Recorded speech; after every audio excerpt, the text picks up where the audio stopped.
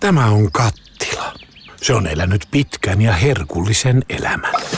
Se on loihtinut kielen mennessään vievää kalakeittoa, taikonut juureksista silkkaa samettia. Mutta olihan sitä muutakin, varsinkin se eräs kermakastike, joka paloi pahasti pohjaan. Ja niinhän siinä lopulta kävi, että kattila unohdettiin sinne kellarikaapin perukoille. Kunnes se sai uuden mahdollisuuden. Kattila vietiin helmikuun kierrätyskampanjan aikana yhteen Hackmanin 500 kierrätyspisteestä, josta sen matka jatkui Sorsakosken tehtaalle.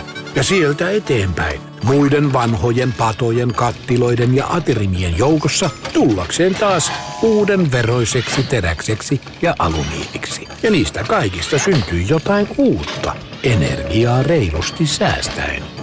Tähän mennessä kierrätetystä yli 500 000 kilosta keitto- ja paistoastioita voisi valmistaa esimerkiksi yli 8 miljoonaa kareelia ruokalusikkaa tai vaikkapa 1 300 000 litran teräskattilaa. Tarinamme kattilasta muuten tuli Sorsakosken tehtaalla uusi ja upea Classic-kattila. Seuraavassa elämässä se haluaisi olla vaikka lumilapio tai tarkemmin ajateltuna boostervene. Muista Hackmanin kierrätyskampanja helmikuussa.